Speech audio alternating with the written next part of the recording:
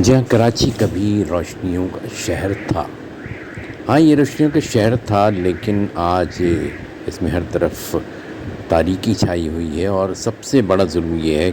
کہ یہ تاریکی ان کے مقدر کا حصہ بنا دی گئی، ان کا مقدر بنا دی گئی ہے کہ جو یہاں باقاعدہ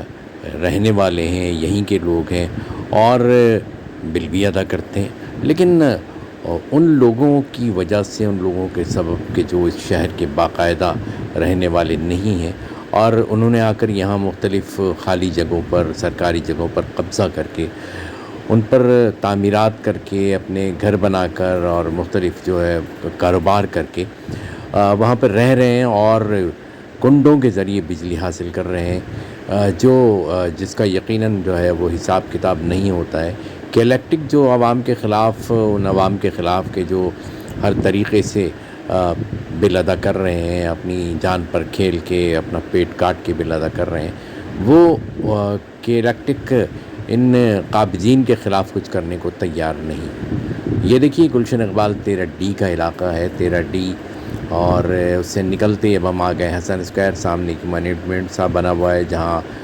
جو ہے نشئی بیٹھے ہوئے نشہ کر رہے تھے، اور یہ سیدھے ہاتھ پہ جو فلیٹ نظر آ رہے ہیں، بلکہ وہ ہم آپ کو دکھائیں گے۔ یہاں پر عام طور پہ وہ لوگ رہ رہے ہیں جن کا یہاں پر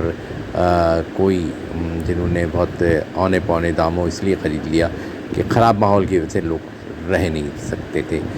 یہ کچھ دیر پہلے آپ نے دیکھا گندا پانی، سیوریج کا پانی، اور اب اس کے ساتھ ساتھ یہ کچرے کا ڈھیر، اور اس سے پیچھے آپ نے دیکھا کہ وہ سڑک جو حسن اسکوائر کے اندر کی سائڈ سے جو ہے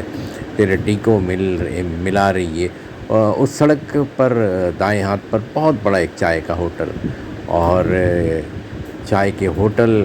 جیسا یہ ابھی آپ نے ایک جھلک دیکھی، وہ چائے کا ہوٹل جو ہے وہ سڑک اور فٹ پاتھ دونوں کو کھا گیا ہے۔ سیدھے ہاتھ پہ جو آپ کو بلڈنگز دکھ رہی ہیں، یہ وہ بلڈنگز ہیں جن کے بارے میں نے ذکر کیا تھا کہ